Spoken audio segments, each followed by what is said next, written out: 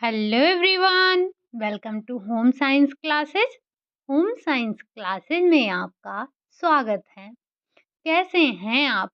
आशा करती हूँ अच्छे होंगे, खुश होंगे, मस्त होंगे और पढ़ाई कर रहे होंगे।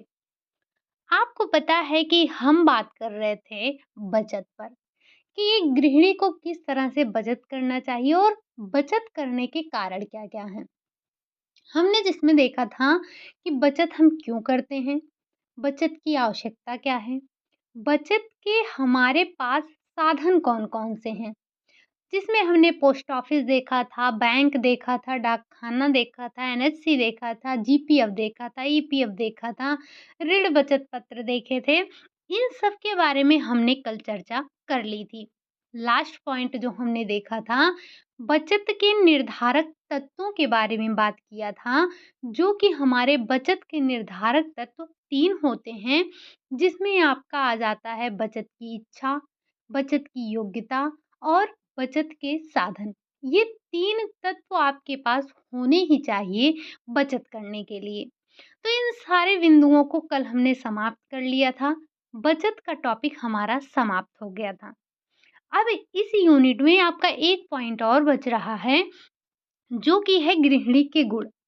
आपको पता है कि ये जो आपका बचत बताया जा रहा था, ये गृहिणी को ध्यान में रखकर बताया जा रहा था। तो एक गृहिणी के अंदर अगर हम घर की व्यवस्था के बारे में बात कर रहे हैं, तो घर की व्यवस्था अमूमन एक गृहिणी के ही हाथ में होती है। तो गृहिणी को बचत करने के बारे में सुझाव दिया गया था और ये भी बताया गया था कि किस तरह से बैंक या पोस्ट ऑफिस जो है, ये स्त्री की बचत में कुछ सुविधाएँ या छूट देता है। आज हम देखेंगे कि ये जो हमारी प्रबंधक है, गृहिणी है, घर का व्यवस्थापन कर रही है, उसके अंदर कौन-कौन से गुण होने चाहिए। तो आज की जो हमारी क्लास होगी, वो एक गृहिणी के गुणों पर बेस होगी, यानी कि क्वालिटी को हम देखेंगे, एक होम मेकर की क्वालिटी को आज हम देखने वाले हैं। उससे पहले मैंने आपसे कहा था कि आप में से जिन्होंने भी एस्टेट क्वालीफाई किया है, एक बार अपना नंबर बताइएगा। मुझे यहाँ पर पोस्टर नहीं लगाना है कि इतने बच्चे मेरी वजह से सिलेक्टेड हुए हैं। बस मुझे ये जानना था कि आप में से कितने लोग ऐसे हैं, जो कि इस बार जो बीपीएससी टीआरई 4 होने वाला है, उसमें आप सब पार्टिसिपेट करने वाले हैं। तो जिन्होंने भी एस्टेट क्वालीफाई किया है, तो एक बार वो अपना नंबर बताएँगे और साधना जी आपको बहुत-बहुत बधाई कि आपके जो है 106 मार्क आपने गेन किए हैं। इसके लिए आपको बहुत-बहुत बधाई। आप अपनी मंज़िल के एक कदम और पीछे रह गए हैं बस। यानी कि आप इस बार जब आपने एस्टेट क्वालीफाई कर लिया है, तो आपको जो बीपीएससी टीआरई 4 होने वाला है, इसमें आपको मौका मिल गया है। तो निश्चित रूप से आप अपनी एक सीट को लेकर रहेंगी।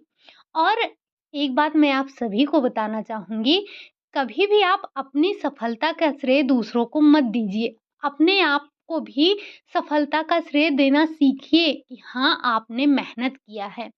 आपने मेहनत किया है, इस वजह से आपको 106 मार्क आपको मिले हैं। तो ये आपका मेहनत है, आपका जो है लगन है अपने सब्जेक्ट के प्रति, या कहें कि अपने लक्ष्यों के प्रति जो है आपकी ये दृढ़ता है। इसमें बस हाँ, मेरा थोड़ा-सा योगदान हो सकता है कि मेरी क्लास से आपको थोड़ी बहुत हेल्प ज़रूर मिली होगी। उसके लिए आपको तहे दिल से धन्यवाद, लेकिन आपको इसका श्रेय मुझे देने की आवश्यकता नहीं है। इसके श्रेय आप लेने के खुद भागीदार हैं, आप खुद हकदार हैं। आपने इतनी मेहनत की है, आप इतने नंबर गेन किए हैं। तो आपको फिर से एक बार बहुत-बहुत बधाई। चलिए, हम बात करते हैं अपने टॉपिक की, जहाँ आज हमें जो बात करनी है। एक गृहिणी के बारे में समझना, आपको पता है कि सामान्यतः गृहिणी को घर के प्रबंध के लिए कई प्रकार के कार्य करने पड़ते हैं। हम सब घर का प्रबंध कुछ न कुछ करते ही हैं। गृहिणी जो होती है, उसे घर के प्रबंध के लिए काफ़ी कार्य करने पड़ते हैं और इन कार्यों को करने के लिए उसे कोई व्यवस्थित प्रशिक्षण भी नहीं दिया जाता है। क्या किसी गृहिणी को कभी कहीं पर प्रशिक्षण, किसी शिक्षण संस्थान में प्रशिक्षण दिया जाता है कि आपको घर की देखभाल कैसे करना है, आपको घर की चीज़ों को व्यवस्थित कैसे करना है? लेकिन उसको सारी व्यवस्थाएँ तो करनी ही पड़ती हैं। वो अपने विविध शारीरिक, बौद्धिक, मानसिक, सामाजिक व नैतिक गुणों के द्वारा ही कई विभिन्न प्रकार के कार्यों को संपन्न करती है और प्रतिकूल व आकस्मिक परिस्थितियों में भी वो समायोजन करती है।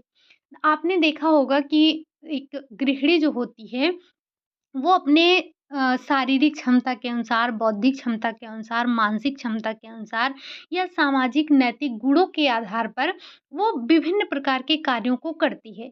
कभी-कभी उसके सामने प्रतिकूल परिस्थितियाँ भी आ जाती हैं, आकस्मिक परिस्थितियाँ ऐसे आ जाती हैं, तो ऐसे में उसको क्या करना होता है, समायोजन करना होता है। ये माना जाता है कि एक जो गृहिणी है, अपने परिवार को बना भी सकती है और बिगाड़ भी सकती है। मतलब अगर एक जो गृहिणी है, अगर वो चाह ले तो अपने परिवार को एक उच्चतम शिखर पर पहुँचा सकती है। गृहिणी में इतने मतलब कह सकते हैं इतना गुण होता है। अब इसी आधार पर हम उसके कुछ विशिष्ट गुणों के या कह सकते हैं उसके एक-एक गुणों के बारे में समझते हैं। जैसे आपने अभी-अभी ऊपर देखा कि मानसिक गुण हैं, बौद्धिक गुण हैं, सामाजिक गुण हैं, नैतिक गुण हैं। तो इसी में हम एक-एक करके देखते हैं कि शारीरिक गुण उसके कौन-कौन से होने चाहिए, मानसिक गुण उसके कौन-कौन से होने चाहिए या फिर नैतिक गुण उसमें कौन-कौन सा होना चाहिए। इन सभी पर हम चर्चा करते हैं। उससे पहले आपके लिए एक इन्फॉर्मेशन है कि जो भी लोग नेट का पेपर देना चाहते हैं, फॉर्म जो है वो आपका फ़िलअप होना शुरू हो गया है। कल रात से ही नोटिस आई है और कल रात से ही ये जो है आपका फॉर्म फ़िलअप हो रहा है। मतलब 19 जो है आपका नवंबर से फॉर्म फिल हो रहा है। इसके फ़िलअप डेट क्या है? 19 नवंबर। कब तक होगा? 10 दिसंबर तक, ठीक? 10 दिसंबर तक आपका ये फ़ॉर्म फ़िलअप किया जाएगा और एग्ज़ाम की डेट भी इन्होंने दे दी है कि 1 जनवरी से लेकर आपको 19 जनवरी के बीच में आपका पेपर हो जाएगा, ठीक? तो अगर आप में से जो भी लोग नेट का पेपर देना चाहते हैं, वो फ़ॉर्म को फ़िल कर सकते हैं 10 दिसंबर के पहले-पहले, ठीक? चलिए अब बढ़ते हैं। अब आप में से कई लोग ऐसे होंगे जिनको ये नहीं पता होगा कि ये जो नेट का पेपर होता है ये भर कौन सकता है। तो ध्यान रखिएगा अगर आपका अभी आपने एमए आप कर रहे हैं या एमएससी कर रहे हैं यानी कि पोस्ट ग्रेजुएशन में हैं आप या आपने फाइनल कर लिया है तो आप इस फॉर्म को भरने के योग्य हैं। ठीक? चलिए अब हम एक गृहिणी के जो गुण होने चाहिए, उसके एक-एक गुणों पर चर्चा कर लेते हैं। तो क्लास थोड़ी-सी लंबी होने वाली है, लंबी क्या बहुत लंबी नहीं होगी, लेकिन चीज़ों को आपको यहाँ पे थोड़ा पेशेंस के साथ सुनना है। और आपको पता है कि जो कुछ क्लासेस आपकी ऐसी होती हैं जो कि आपको रट्टा मारना होता है। जैसे आपको कुछ अधिनियम होते हैं, कुछ डेट होते हैं, कुछ आपके स्टेप्स होते हैं, तो उनको ध्यान रखना होता है, चरण दर चरण आपको याद करना होता है। लेकिन ये जो आपकी क्लास है, एक गृहिणी के बारे में अगर हम पढ़ रहे हैं, तो बस आप अपने आप को इसके जगह पर रख कर देखिए, आपको कुछ पढ़ना बहुत ज़्यादा नहीं है, बस आप थोड़ा-सा बातों को ध्यान रखिएगा, ठीक? सबसे पहले हम बात कर लेते हैं कि गृहिणी के शारीरिक गुण कौन-कौन से हैं। शारीरिक गुण में सबसे पहला आपका आता है स्वस्थ गुण यानी कि हेल्दी होना चाहिए। अब गृह संचालन के लिए अनेक कार्य किए जाते हैं जैसे भोजन बनाना, बच्चों की देखभाल करना, घर की साफ सफाई करना, बाजार से भी कुछ कार्य करके आना या घर की भी देखभाल करना, घर पे जो बुजुर्ग व्यक्ति हैं उनकी भी देखभाल करना। तो इन कार्यों को करने के लिए मानवीय शारीरिक शक्ति की आवश्यकता तो होगी ही होगी। शक्ति या फिर ऊर्जा जिसे हम कहते हैं, इसका संबंध स्वास्थ्य से होता है। यानी कि शक्ति का संबंध आपका स्वास्थ्य से होगा। आप ही सोचिए कि अगर आप बीमार हैं, तो क्या आपके अंदर कोई शक्ति रह जाएगी? कार्य करने की शक्ति आपके अंदर नहीं रह जाएगी। तो अगर गृहिणी स्वस्थ होगी, जो आपकी गृहिणी है अगर वो स्वस्थ होगी, तो वो हर एक कार्य को शीघ्रता से, तन्मयता से, प्रसन्नता पूर्वक पूरे लगन से करती है। अगर वहीं जो व्यक्ति स्वस्थ है, वो आशावादी होता है। जिसके पास आशा होता है, उसके पास सब कुछ होता है। ये आपसे पूछा भी जा चुका है कि जो व्यक्ति स्वस्थ है, उसके पास आशा है और जो व्यक्ति या जिसके पास आशा है, उसके पास है, सब कुछ है, कुछ नहीं है, थोड़ा है, ऐसे करके आपका ऑप्शन था। तो क्या होता है, उसके पास सब कुछ होता है। अगर एक स्वस्थ गृहिणी है, तो वो आपको उत्साहित दिखेगी, सकारात्मक सोच वाली दिखेगी और परिवार को अपने खुश रखेगी।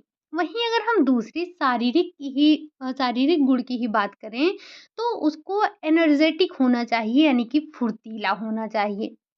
गृहिणी को आलसी नहीं होना चाहिए।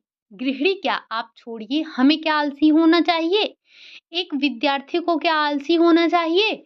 नहीं होना चाहिए। आलसी एक जो गृहिणी है, उसको आलसी नहीं होना चाहिए। उसे हर कार्य को फुर्ती के साथ समय पर उसको पूर्ण कर लेना चाहिए, ताकि वो अपने कार्यों को समय पर करके अपने लक्ष्य की जो प्राप्ति है उसे कर सके। जैसे अभी हमारा क्या समय है? अभी हमारा समय है कि हमें पढ़ाई करना है, जागना है। अगर हम सो गए तो सो ही गए। अगर हम जागेंगे नहीं तो अपने लक्ष्य को प्राप्त नहीं कर पाएँगे। आपको पता है कि कितनी जो परीक्षाएँ हैं पेंडिंग में हैं।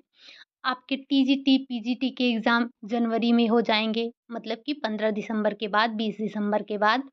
और साथ ही साथ अगर किसी ने असिस्टेंट प्रोफ़ेसर का डाला है, उसका भी हो जाएगा। नेट का आपका आ ही गया है, बिहार या स्टेट का कभी भी नोटिफ़िकेशन दिसंबर में जारी हो सकता है। तो कहने का मतलब अब जो समय है, 2 साल हमने बहुत इंतज़ार कर लिया। अगर बिहार की बात छोड़ दिया जाए तो यूपी में आपके टीचिंग से रिलेटेड कोई एग्ज़ाम नहीं हुआ है। लेकिन अब ये जो आने वाली जनवरी है 2025, इसमें इतनी परीक्षाएँ होनी हैं आपकी कि लाइन लग जाएगी, मतलब आपको हर महीने 2 पेपर देने जाना ही है, ठीक? इधर 3-4 महीने तक। तो ये क्या है, आपके अंदर फुर्तीलापन होना चाहिए, आपको सोना नहीं है। अगर वहीं हम गृहिणी के मानसिक गुण की बात कर लें, अब मानसिक गुण भी तो होना चाहिए। सबसे पहले हम बात करेंगे बुद्धि की। बुद्धि यानी कि घर के कार्यों के लिए कई प्रबंधकीय कार्य करने होते हैं। जैसे आपको योजनाएँ बनानी हैं, उसे क्रियान्वित करना है, उसे उसका मूल्यांकन करना है, जो कि आपके प्रबंध प्रक्रिया का चरण होता है। अब इन कार्यों को करने के लिए बुद्धि भी तो होनी चाहिए। साथ ही घर में नित नई-नई समस्याएँ भी जन्म लेती रहती हैं, जिनका कोई निश्चित तैयार समाधान भी नहीं होता है। तो इन समस्याओं के हल के लिए गृहिणी के पास बुद्धि का होना आवश्यक है कि नहीं है? एक गृहिणी को आए दिन, मतलब दिन भर में पता नहीं कितने निर्णय लेने पड़ते हैं। एक निर्णय आपके नहीं होते हैं। कई निर्णय ऐसे होते हैं जो आप ऐसे चलते-फिरते ले लेते हैं, लेकिन कई ऐसे निर्णय होते हैं जो महत्वपूर्ण होते हैं, जिनके लिए समस्या को परिभाषित करना, उनके सूचनाओं को एकत्र करना, विकल्पों को खोजना, विकल्पों के जो आपको विकल्प मिले हैं उसमें से उत्तम विकल्प का चयन करना होता है। इस तरह से आप निर्णय ले पाते हैं और ये आपने निर्णय के चरणों में पढ़ा था, ठीक?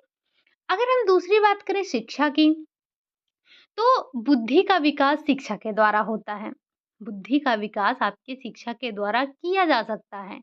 अब गृहिणी अगर शिक्षित है, तो उसके पास कई विभिन्न क्षेत्रों का ज्ञान होता है, जिसका उपयोग कर वो गृह का अपने संचालन कर सकती है। साथ ही शिक्षित गृहिणी कई नई जानकारियाँ भी प्राप्त कर लेती है, रुचियाँ भी रखती हैं, अपने घर को सुचारू पूर्वक चला भी सकती हैं।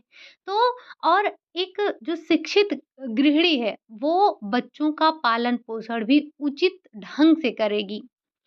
साथ ही साथ इसके अंदर कल्पनाशीलता होनी चाहिए। ये सारे के सारे आपके मानसिक गुण के अंतर्गत आ रहे हैं। तो परिवार के संचालन के लिए गृहिणी में कल्पनाशीलता की आवश्यकता होती है। उसके अंदर आपको कल्पना शक्ति होनी चाहिए। परिवार के अनेक लक्ष्य ऐसे होते हैं जिनकी दीर्घकालिक प्राप्ति भी संभव होती है। अब इन भविष्य के लक्ष्यों को प्राप्त करने के लिए आपको वर्तमान में योजना बनाने के लिए कल्पना शक्ति आपके पास होना चाहिए, आपके अंदर दूरदर्शिता का गुण होना चाहिए। निर्णय शक्ति जो मानसिक मानसिक गुण है, इसमें आपका निर्णय शक्ति आता है। तो प्रत्येक परिवार नई-नई समस्याओं को जन्म लेता है। हर एक परिवार में, आपके परिवार हो या हमारा परिवार हो, नित नए समस्याएँ आती रहती हैं। अब जैसे अभी 10 दिन पहले हम अपने आप को ले लें, तो ये होगा कि 10 दिन पहले, अभी आपका 10 दिन भी नहीं हुआ, शायद 1 हफ्ता हुआ आपका, नोटिस आया था कि 15 से, मतलब 15 दिसंबर के बाद और 15 जनवरी के पहले टीजीटी के एग्ज़ाम हो जाने हैं। अब आपके एग्ज़ाम का प्रेशर आ गया टीजीटी, पीजीटी के, साथ ही साथ बीपीएससी टीआरई 3 का रिज़ल्ट आ गया। टीआरई आपके 4 की जो है संभावनाएँ बढ़ गईं कि दिसंबर में होगा। फिर साथ ही साथ आपका नेट का भी आ गया कि नेट के एग्ज़ाम भी 1 जनवरी के बाद होने हैं। तो ये आपके पास भी तो नित नए समस्याएँ आ रही हैं कि हमें एक साथ ही इतने सारे एग्ज़ाम देने हैं। तो ये हर घर की कहानी है कि जो एक गृहिणी है, उसके घर में भी, हर परिवार में नित नई समस्याएँ उत्पन्न होती रहती हैं। इन समस्याओं के हल के लिए निर्णय लेने की भी आवश्यकता होगी। अब एक जो निर्णय करता है, वो एक गृहिणी भी तो होती है, तो गृहिणी को उचित समय पर सही निर्णय लेने की क्षमता का विकास करना चाहिए। उसको सही विकल्पों का खोज करना चाहिए, सही उसमें से भी उत्तम विकल्प का चुनाव करना चाहिए, फिर उसको जो है निर्णय लेना चाहिए। ये सारे गुण होने चाहिए एक गृहिणी के अंदर। अगला है कलात्मकता। कलात्मकता, तो गृहिणी में प्रबंधकीय गुणों के साथ-साथ सौंदर्य बोध का भी गुण होना चाहिए। आपसे पूछा जाता है कि सजावट के लिए आवश्यक है अधिक धन की, अधिक समय की, या फिर आपसे पूछा जाता है सौंदर्य बोध की, तो आपका आंसर क्या होता है? सौंदर्य बोध की। कलात्मकता के लिए आपको सौंदर्य बोध होना चाहिए, तभी वो सही अर्थों में घर को सुंदर बना सकती है। कलात्मकता सूझ-बूझ से गृहिणी कम खर्चे में भी अपने घर को एक सुंदर साज बना सकती है, सुंदर आकर्षक रख सकती है। तो एक सुंदर और आकर्षक घर केवल परिवार के सदस्यों को संतुष्टि नहीं प्रदान करता है, बल्कि जो वहाँ पर आपके मेहमान आते हैं, उन पर भी ये प्रभाव डालता है। अच्छा, आप ही सोचिए, आप कहीं गए हैं, कहीं आप किसी रिलेटिव के घर गए हैं या किसी फ्रेंड के ही घर गए हैं, अगर उसके घर की साज-सजावट भले ही जैसे महँगे फूल ना हो, महँगी साज-सजावट ना हो, हर एक चीज़ व्यवस्थित है, अगर कला बोध है उसके अंदर, सौंदर्य बोध है उसके अंदर, तो वो घर को बिल्कुल अच्छे से सजा कर रखी है और ये आपके मनोभाव पर प्रभाव डालेगा। अगला है व्यावहारिकता। तो गृहिणी में केवल किताबी ज्ञान होना ज़रूरी नहीं है, बल्कि उसका व्यावहारिक ज्ञान भी होना चाहिए। गृहिणी को जीने की कला के लिए व्यावहारिकता की आवश्यकता होती है। परिवार के सदस्यों के बीच सामंजस्य तभी बन पाता है जब गृहिणी व्यावहारिक हो। गृहिणी को केवल परिवार के सदस्यों के साथ एक अच्छा तालमेल नहीं बैठाना होता है, बल्कि उसे जो समाज है, जो नात रिश्तेदार हैं, उनके साथ भी एक मधुर संबंध बनाने होते हैं। तो इन सब के लिए उसके पास व्यावहारिक ज्ञान होना ज़रूरी है। और ये सब किसके अंतर्गत आ रहे थे? ये सब आपके मानसिक गुण के अंतर्गत आ रहे थे। अगर यहीं हम बात कर लें उसके नैतिक गुण की, अब एक गृहिणी है, उसके अंदर नैतिक गुण क्या-क्या होने चाहिए? पहली बात, कोई भी हो, आप हैं, हम हैं, कोई गृहिणी है, कोई भी प्रबंधक है, उसके अंदर सेल्फ कॉन्फिडेंस होना चाहिए, यानी कि आत्मविश्वास होना चाहिए। परिवार में कई विपरीत परिस्थितियाँ या स्थितियों का सामना करना पड़ता है। अगर गृहिणी में आत्मविश्वास का गुण हो, तब वो क्या करती है, विपरीत परिस्थितियों में भी घबराती नहीं है, विचलित नहीं होती है। और परिवार के सदस्यों को बिना विचलित किए स्थितियों का सामना करती है। जैसे कहते हैं ना कि मुश्किल समय है तो उसमें घबराना नहीं चाहिए, हमें साहस से काम लेना चाहिए, ठीक? तो आत्मविश्वास से गृहिणी बड़ी से बड़ी चुनौतियों का सामना कर सकती है। जैसे कभी आपके सामने, ऐसा मान के चलते हैं कि कभी आपके सामने शेर आ जाए, तो ऐसी परिस्थिति में, ये तो बहुत बड़ा एग्ज़ाम्पल मैंने दे दिया, मान के चलते हैं कि जो मैं कह रही हूँ, एक शेर आ गया, ऐसी परिस्थिति में हमें चिल्लाने की बजाय हमें ये सोचना है कि हम कैसे इस परिस्थिति से निकल सकते हैं। हो सकता है हमारे आस-पास कोई ऐसा चीज़ हो जिससे हम शेर के मुँह पर वार कर सकते हैं, या कोई ऐसी चीज़ हो जिसमें हम जाकर बैठ सकते हैं और शेर हमें ना काट सके। तो हमें चिल्लाने की बजाय, हमें चिल्लाना नहीं है, या हम वहाँ पर अपना हाथ-पैर पटक-पटक के क्या करेंगे जब कोई हमारी मदद करने वाला नहीं है। ऐसे में हमारा साहस ही, हमारा कॉन्फिडेंस ही हमें बाहर निकालेगा इस परिस्थिति से, ठीक? दूसरा है आपका धैर्य। तो परिवार कुछ सदस्यों का समूह होता है, जो कि कई विचारों और मानसिक स्तर के होते हैं। हर एक परिवार में मतभेद होता ही होता है, विवाद की स्थितियाँ उत्पन्न होती ही होती हैं। अगर घर में 4-5 लोग हैं, फिर भी ये जो मतभेद की स्थिति है, वो किसी न किसी दिन उत्पन्न होगी ही होगी। तो ऐसे में गृहिणी को धैर्यपूर्वक मतभेद को सुलझाना चाहिए। अच्छा, ये बताइए कि अभी हमने हाल-फिलहाल में पढ़ा था, मतभेद को मतभेद को दूर करने के सुझाव दिए थे फॉलेट महोदय के द्वारा, तो उसमें सबसे अच्छा सुझाव क्या था? एक बार आप मुझे कमेंट करके बताइएगा, ठीक? हम बात कर रहे हैं गृहिणी की, तो जब उसके अंदर धैर्य होगा तो वो चीज़ों को मतभेद को धैर्यपूर्वक सुलझाने की कोशिश करेगी, और घर की जो प्रतिकूल परिस्थितियाँ हैं, वो मतलब जो उसकी परिस्थितियाँ हैं, वो धीरे-धीरे नॉर्मल हो जाती हैं। अब सामान्य भारतीय परिवारों में 2 पीढ़ी या फिर कई बार 3-3 पीढ़ियाँ एक के जो सदस्य होते हैं, एक साथ रहते हैं। ऐसी स्थिति में ये जो संयुक्त परिवार है, बड़ा विस्तृत परिवार बन जाता है, तो ऐसे में गृहिणी के पास जो धैर्य है और जो सहन शक्ति है, वो बहुत ज़्यादा ज़रूरी हो जाता है। तो जैसे आपको पता है कि कभी-कभी बीमारी हो गया, दुर्घटना हो गया, किसी बहुत ही प्रिय व्यक्ति की मृत्यु हो गई, तो ऐसे में एक गृहिणी के लिए ये धैर्य की परीक्षा होती है। ठीक? और क्या गुण होने चाहिए? और गुण जो हैं वो आत्म नियंत्रण और त्याग। ये जितने गुण बताए गए हैं, सच में अगर मतलब इतने गुण किसी के अंदर हो जाएँ तो वो व्यक्ति इंसान नहीं भगवान बन जाएगा, क्योंकि जितने गुण बताए गए हैं इसमें व्यक्ति के अंदर कोई ख़ामी बताई ही नहीं गई है। तो हमें हमेशा गुणों पर ध्यान देना चाहिए। अब इसमें से मैं ये मान के चल रही हूँ कि सारे गुण तो आपके या हमारे किसी के अंदर नहीं है, लेकिन इसमें से ज़्यादा गुणों को हमें ग्रहण करना है, ठीक? चलिए, अब बात कर लेते हैं तीसरे गुण की, जो कि है आत्मनियंत्रण और त्याग का गुण। अब परिवार को चलाने के लिए गृहिणी की अपनी कई भावनाओं पर नियंत्रण करना पड़ता है। कई बार परिवार की सुख शांति के लिए अपनी इच्छाओं का भी उसे त्याग करना पड़ता है।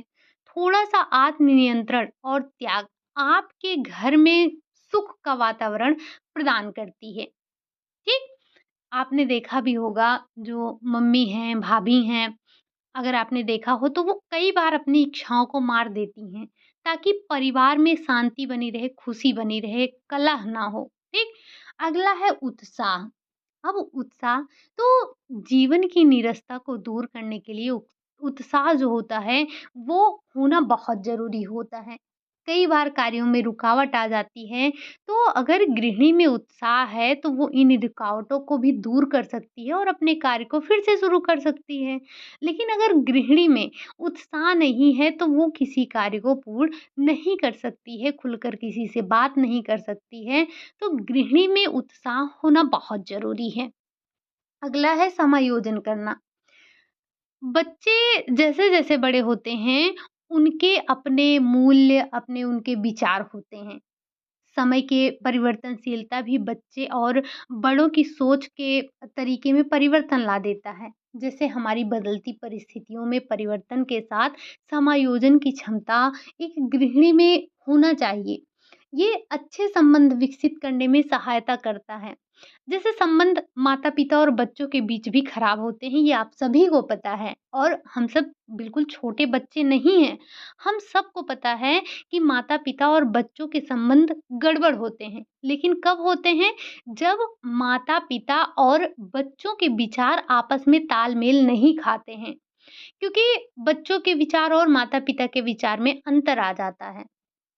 तो ऐसे में समायोजन करना बहुत ज़रूरी होता है। जैसे एक जब गृहिणी होती है, घर में पति हैं, सास-ससुर हैं, देवर हैं, ननद हैं, सब अलग-अलग विचार के होते हैं, तो गृहिणी को ऐसे में समायोजन करना पड़ता है। समायोजन करेगी तभी घर में सुख शांति बनी रहेगी। अगला है आपका प्रेम और सहानुभूति। देखिए, मैं इसमें से अपने मन से आपको कुछ नहीं बता रही हूँ, ये सारे के सारे आपके ही बुक के दिए हुए हैं। नहीं तो आप ये सोच रहे हो कि मैं एक गृहिणी को दबाने की कोशिश कर रही हूँ कि वो अपनी इच्छाओं को मार दे, अपने परिवार वालों की खुशियों पर ध्यान दे, अपने ऊपर ध्यान ना दे। तो मैं ऐसा कुछ नहीं कह रही हूँ, ये आपकी बुक का लिखा-लिखाया वर्ड है। मैं वही आपको बताने की कोशिश कर रही हूँ कि ये आपके बुक की ही सारी विशेषताएँ हैं। इसमें मैं अपने आप से कुछ नहीं जोड़ रही हूँ, ना ही मैं आपको ये कह रही हूँ कि हमेशा सिर्फ़ परिवार वालों की खुशी के लिए आप अपनी इच्छाओं को त्याग दें।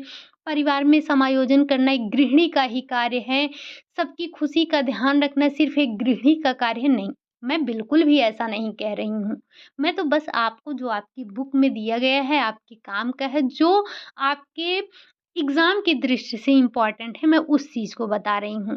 तो आप लोग इस बात पर मत जाइएगा कि मैं एक गृहिणी के जीवन को दबाने की कोशिश कर रही हूँ, कि उसको हमेशा परिवार को सबसे ऊपर रखना है, अपनी खुशियों पर अपने अपने ऊपर बिल्कुल भी ध्यान नहीं देना है। नहीं, ऐसा नहीं है। ठीक? चलिए, हम क्या बात किए थे? समायोजन। अब हम बात कर लेते हैं प्रेम और सहानुभूति की। प्रेम और सहानुभूति तो गृहिणी का स्वभाव प्रेम से भरा होना चाहिए। उसे अपने कार्य प्रेम से करवाना चाहिए। घर में कोई भी व्यक्ति है तो उसे आप प्रेम से कहिए तो प्रेम से कार्य कर देंगे। उसे परिवार के सदस्यों के साथ प्रेम पूर्वक व्यवहार करना चाहिए। अगर वो परिवार के सदस्यों से प्रेम देगी, तो बदले में उसे भी प्रेम मिलेगा। कहते हैं ना कि जो बोओगे वही काटोगे। अगर आप किसी से प्रेम करोगे, प्रेम दोगे, तभी आप प्रेम पाओगे। नहीं तो परिवार में ही हैं, घर में 4 लोग हैं, आप सबसे झगड़ा कीजिए और ये उम्मीद रखिए कि सब आपसे प्यार करें, तो ऐसा पॉसिबल ही नहीं है। ठीक? अगला है आपका सहयोग। सहयोग ये परिवार का संचालन किसी एक व्यक्ति का कार्य नहीं होता है, ये हम सब जानते हैं। परिवार में कई प्रकार के कार्य होते हैं, जैसे घर की साफ-सफाई करना है, बाज़ार की साफ-सफाई करना है, बच्चों की देखभाल करना है, किचन का कार्य अलग से है, घरों में जो साफ-सफाई करना है उसका तो है ही। तो इन सारे कार्यों को मिल-जुल कर करना चाहिए। अब गृहिणी के लिए सहयोग की भावना उसको सहयोग की भावना से कार्य करना चाहिए। वो स्वयं दूसरों के साथ सहयोग करे, परिवार के सदस्यों के साथ सहयोग से रहे। तो जो मान लेते हैं उनके साथ जो नौकर भी कार्य कर रहे हैं, तो उनके साथ भी वो प्रेम पूर्वक व्यवहार करे, सहयोग दे, उनको भी उचित मार्गदर्शन दे। ठीक? अगला है आपका नम्रता और मधुरता।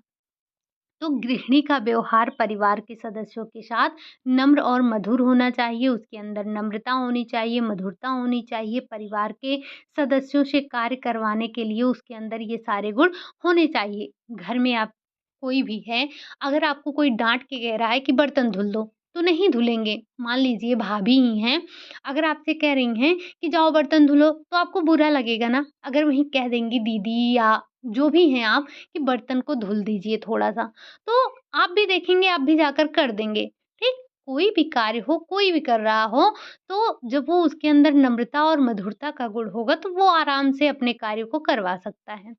इसी में आ जाता है आपका समर्पण। तो गृहिणी में अपने उत्तरदायित्वों के प्रति समर्पण भाव होना चाहिए, जिससे वो अपनी ज़िम्मेदारी का निर्वहन आसानी से कर सकें, ठीक? ये तो हमने देखा कि उसके अंदर जो नैतिक गुण थे, उसकी बात की। अब हम चलते हैं अगले गुण जो कि है आपका प्रबंधकीय गुण, क्योंकि एक गृहिणी भी प्रबंधक होती है, ठीक? अगर हम बात कर रहे हैं प्रबंधकीय गुण की, तो इसमें सबसे पहले आपका आता है समय संवेदना। क्या आता है? समय संवेदना। गृहिणी को समय का महत्व समझना चाहिए, क्योंकि हम यहाँ पर एक बात कर रहे हैं मैनेजमेंट के, जो एक मैनेजमेंट कर रहा है, उसके एक मैनेजर के गुण की बात कर रहे हैं। तो उसके पास समय का वो उसे महत्व समझना चाहिए समय का, हर एक कार्य को सही समय पर करना चाहिए। कार्य के लिए उपयुक्त एक अपना समय निर्धारित करना चाहिए। कार्य को अपने समय सीमा के अंतर्गत पूरा करना चाहिए। ये सभी गृहिणी की समय संवेदना का सूचक होता है। बीता समय लौटकर नहीं आता है और समय अत्यंत आपका सीमित साधन है। हर एक व्यक्ति को 24 आवर्स ही मिलते हैं। क्या आपको अधिक मिलते हैं? अगर अधिक हो तो मुझे थोड़ा-सा दे देना, ठीक? तो सबके पास जो होता है ये समय बिल्कुल ही सीमित होता है। इसमें आप इसका अब सदुपयोग करते हैं या दुरुपयोग करते हैं, ये आप पर निर्भर करता है। हर गृहिणी को अपनी एक दैनिक अनुसूची बना लेना चाहिए, ताकि उसका समय बर्बाद ना हो, उसका समय सही कार्यों में लगे। इन सारी बातों का ध्यान रखना चाहिए। दूसरा है उसका व्यावहारिकता। तो गृहिणी में व्यवहार कुशलता होनी चाहिए। समय और परिस्थिति के अनुरूप कार्यों को सही रूप से करने की कला ही उसकी व्यावहारिकता कहलाती है। कई बार उच्च शिक्षा और बुद्धिमान गृहिणी भी व्यवहार कुशलता के अभाव में घर में तनाव को उत्पन्न कर देती हैं, और गृहिणी में व्यवहारिकता का होना बहुत ही ज़रूरी है, ठीक? वैसे ये सबके अंदर होना चाहिए। अगली बात है कि व्यवस्थित कार्य। अब कार्य को सही व्यवस्था और क्रम में करने का गुण भी गृहिणी के अंदर होना चाहिए। व्यवस्थित कार्य करने से कार्य कम समय में, कम शक्ति में पूर्ण हो जाता है, और व्यवस्थित कार्य करने का मतलब ये होता है कि गृहिणी में आयोजन क्षमता होनी चाहिए। उसे कार्य करने से पहले योजना बनानी चाहिए, ताकि वो सही अपने कार्य को सही दिशा में व्यवस्थित रूप से पूर्ण कर सके। और जहाँ तक संभव हो, सभी कार्यों को पूर्व नियोजित करके ही उसका क्रियान्वयन किया जाए, ताकि जो भी कार्य है वो आपका शीघ्रता से पूरा हो सके। अगला है आपका उचित नियंत्रण। उचित नियंत्रण, तो केवल आयोजन ही पर्याप्त नहीं है, बल्कि आयोजन के क्रियान्वयन के लिए परिस्थितियों को अपने नियंत्रण में रखना भी एक गुण है। अगर गृहिणी कार्यों को क्रियान्वित करते समय उन पर उचित नियंत्रण रखेगी, तो वो अपने लक्ष्यों को आसानी से प्राप्त कर सकती है, ठीक? उसी में आ जाता है आपका दिशा निर्देश देना। प्रबंधक की बात कर रहे हैं तो दिशा निर्देश तो देगा ही। तो दूसरों से कार्य करवाने की कला भी एक, कह सकते हैं, अच्छा गुण होता है, महत्वपूर्ण गुण होता है। निर्देश स्पष्ट होना चाहिए, छोटा होना चाहिए, समय पर दिया जाना चाहिए, कार्य की प्रकृति के अनुरूप देना चाहिए, कार्य को जैसे नम्रतापूर्वक किया जाना चाहिए या विनम्रतापूर्वक कार्य करने के लिए निर्देश दिया जाना चाहिए। सही निर्देश देने से गृहिणी परिवार के सदस्यों या फिर नौकर को काम करवा सकती है। अब आखिरी जो आता है इसमें आपका शक्ति का बचत आता है। मतलब गृहिणी को अनेक कार्य करने होते हैं, परिवार के सभी सदस्यों की आवश्यकताओं की पूर्ति करने के लिए उसे कई प्रकार के कार्य करने पड़ते हैं। तो इसमें उसका समय भी बहुत शक्ति भी अधिक जाती है। सुबह हम ऐसा मानते हैं कि सुबह का समय जो होता है, जब गृहिणी को कई कार्य होते हैं, बच्चों को स्कूल भेजना है, जो घर पर वृद्ध हैं उनको खाना-पीना देना है, नाश्ता-पानी देना है, हस्बैंड हैं ऑफ़िस जा रहे हैं उनके लिए भी जो है लंच बॉक्स पैक करना है, और बहुत सारे काम होते हैं। तो ऐसे में परिवार के सदस्यों की संतुष्टि के लिए आवश्यक है कि गृहिणी अपने शक्ति के बचत के तरीकों को सीख ले। भारी और हल्के कार्यों को उपयुक्त क्रम में करें, पूर्ण विश्राम करें, स्वयं के स्वास्थ्य पर भी ध्यान दें, थोड़ा सावधानी से कार्यों को करें। अगर गृहिणी अपने ऊपर ध्यान नहीं देगी, तो बीमार पड़ जाएगी तो फिर क्या होगा? कर नहीं पाएगी। इसीलिए जो गृहिणी है उसे अपने शक्ति की बचत का भी ध्यान रखना चाहिए। अगला है आपका आर्थिक गुण। आर्थिक गुण, बजट बनाना, बजट बनाना। अब जो धन है आपका ये बहुत ही मूल्यवान और सीमित साधन है। धन एक आवश्यक, ये धन से मतलब क्या है कि मूल्यवान होता है और सभी जो उपभोग की वस्तुएँ हैं, हम उनको धन से ही प्राप्त करते हैं। तो वर्तमान उपभोगी युग में सीमित धन से असीमित आवश्यकताओं को पूरा करना होता है। तो गृहिणी को बजट बनाने का ज्ञान होना चाहिए। परिवार की कुल आय का संभावित आय का अनुमान उसको होना चाहिए। उसी के हिसाब से उसको बजट बनाकर संतुलन में अपने धन को खर्च करना चाहिए। हिसाब-किताब रखना, जैसे परिवार के द्वारा जो व्यय किए गए धन होते हैं, उनका हिसाब-किताब रखना, बिल और रसीद को जमा करना, बैंक अकाउंट क्रियान्वयन करना, जो चेक है लिखना, धोबी को, दूध को, किराएदार को, मतलब किसको कितने पैसे देने हैं, इन सारी चीज़ों का हिसाब-किताब रखना उसको आना चाहिए।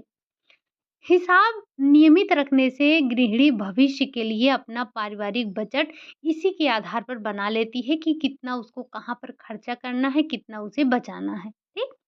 इसी में आपका आता है मितव्ययिता। अब अधिकांश परिवार के पास धन तो सीमित होता है, सीमित धन में उसकी आवश्यकताएं असीमित होती हैं। अब असीमित आवश्यकताएं तभी संभव है पूरा कर पाना जब गृहिणी के अंदर मितव्ययिता का गुण हो। उसे अनावश्यक और विलासिता वाले व्ययों पर अपने रोक लगाना चाहिए, धन का उचित प्रबंध करना चाहिए, उसे उस वस्तु को नहीं खरीदना चाहिए जो कि उसके लिए उपयोगी नहीं है। फिजूल खर्ची से बचना चाहिए। एक दिन मैंने आपसे बोला था कि फिजूल खर्ची यानी कि मितव्ययी व्यक्ति और कंजूस व्यक्ति में क्या अंतर है? तो यहाँ पर आप देख सकते हैं मितव्ययी का मतलब होता है कि फिजूल खर्चों से बचना और जो कंजूस होते हैं वो अपनी आवश्यकताओं को भी मार देते हैं पैसे बचाने के लिए, ठीक? अगला है आपका अगला जो गुण है वो है बचत। बचत के बारे में आप सभी ने अभी-अभी पढ़ा है। बचत हम क्यों करते हैं? बचत क्या होता है? इसकी आवश्यकता क्या है? साधन क्या हैं? इतनी सारी चीज़ें आपने पढ़ लिया है, ठीक?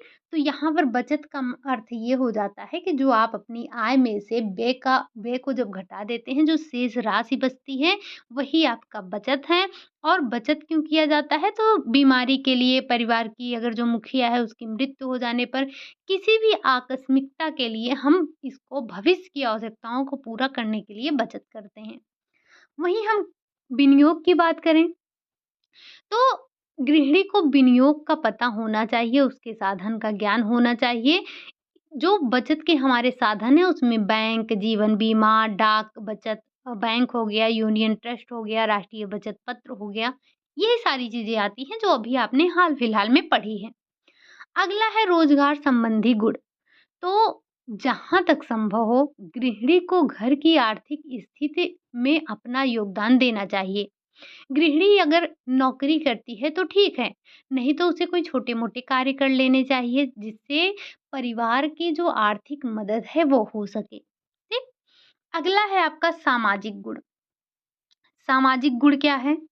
तो जो सामाजिक गुण है, जैसे आप समाज में किस तरह से रहते हैं, आपके पड़ोसियों के साथ आपका व्यवहार कैसा है, समाज में मित्रों के साथ कैसा व्यवहार है, तो हँसमुख और मिलनसार होना चाहिए। पहला गुण तो आपके अंदर या एक गृहिणी के अंदर उसे हँसमुख और मिलनसार होना चाहिए। हँसमुख और मिलनसार का मतलब गृहिणी को हँसमुख और मिलनसार होना चाहिए। वो अपने छोटे और बड़े से और अपने से जो बराबर वाले हैं सभी व्यक्तियों से बातचीत करे। इसी में आपका मित्रता आता है। तो गृहिणी को अच्छे मित्र बनाने चाहिए। सच्चे मित्र की आवश्यकता पड़ने पर परिवार की सहायता करें।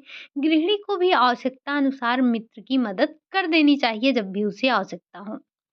अच्छे पड़ोसी अच्छे पड़ोसी होने से केवल परिवार में सुख शांति हो नहीं होती है, बल्कि बुरे वक्त में भी काम आते हैं। पड़ोसियों से अच्छे संबंध बनाए रखना भी गृहिणी का गुण होता है। पड़ोसियों से रोज रोज की कलह घर में तनाव भी उत्पन्न कर सकती है। आपने देखा होगा कि पड़ोसी आपकी कितनी मदद करते हैं, जाहिर सी बात है कि आप भी उनकी मदद करते हैं। अगला है आपका सामाजिक संगठनों की सदस्यता। तो विभिन्न सामाजिक संगठन होते हैं, जैसे कि आपके किटी हो गया, क्लब हो गया, धार्मिक संगठन हो गया, सामाजिक संगठन हो गया, सहायता संगठन हो गया, संस्थाएँ हो गई। इनकी सदस्यता में जो गृहिणी है उसको भागीदार होना चाहिए, भाग लेना चाहिए। इससे वो अपने व्यक्तित्व को निखारती है, अपने व्यक्तित्व का विकास करती है। तो इसके लिए उसका जो मतलब ये सामाजिक संगठन का सदस्य होना चाहिए, सामाजिक गुण का इससे उसके अंदर में विकास होता है। अगला है आपका घरेलू गुण। अब घरेलू गुण क्या है? तो घरेलू गुण में आपके आते हैं अच्छा रसोइया। मतलब गृहिणी को खाना बनाने की कला का ज्ञान होना चाहिए, उसे पता होना चाहिए कि संतुलित भोजन क्या है, पौष्टिक भोजन क्या है, पौष्टिक जो तत्व हैं उनकी रक्षा कैसे की जा सकती है, परिवार के सदस्यों की आवश्यकताएँ क्या हैं, रुचियाँ क्या हैं, परिवार के सदस्यों को अच्छा और स्वादिष्ट भोजन खिलाकर वो उनके दिल को खुश कर सकती है। ठीक? अगला है स्वच्छता। तो गृहिणी को घर की स्वच्छता का भी ध्यान रखना चाहिए। भले ही घर में नौकर के द्वारा कार्य करवाया जा रहा है, फिर भी गृहिणी को स्वयं अपनी देख-रेख में घर के कार्यों की, घर की साफ-सफाई करवानी चाहिए। घर सुंदर लग रहा है या नहीं, आकर्षक लग रहा है कि नहीं, ये स्वास्थ्यवर्धक है कि नहीं है, इन सारी चीज़ों का एक गृहिणी को ध्यान रखना चाहिए। अगला है बच्चों का पालन-पोषण। अब गृहिणी को बच्चों का पालन-पोषण स्वयं करना चाहिए। स्वयं देखभाल करने से बच्चों में आत्मीयता आती है, उनका विकास अच्छे से होता है, संस्कार भी अच्छे से आते हैं। अगर आप वहीं दाया या नौकरानी से बच्चे का पालन-पोषण करवाते हैं या फिर बच्चे को आप झूला घर में रखते हैं, तो बच्चे में आप उतना अधिक समय नहीं दे पाते हैं। अगला है आपका वृद्ध सदस्यों की देखभाल करना। तो प्रत्येक भारतीय परिवार में वृद्ध माता-पिता या कोई अन्य वृद्ध सदस्य होते ही हैं, क्योंकि हमारा परिवार संयुक्त परिवार होता है। हालाँकि अब एकल परिवार में ये बदल रहा है। तो जिसकी जो देखभाल करनी हो, गृहिणी का ये उत्तरदायित्व होता है कि वृद्धजनों की देखभाल करे, उनका उचित पोषण का ध्यान रखे, उनका उनका हर तरह से ख़्याल रखे। अगला है आपका होम नर्सिंग एवं प्राथमिक चिकित्सा का ज्ञान। अब जो एक गृहिणी है ना, एक गृहिणी को प्राथमिक चिकित्सा का ज्ञान होना चाहिए कि परिवार में किसी भी सदस्य को चोट लग गई हो, आग से कोई दुर्घटना हो गई हो या घायल व्यक्ति हो गया हो, तो उसको आप छोटी-मोटी प्राथमिक सेवाएँ दे सकें, प्राथमिक उपचार उसका कर सकें। गृहिणी के अंदर इसका ज्ञान होना चाहिए, ताकि डॉक्टर के आने से पहले उसका कुछ उपचार कर सके।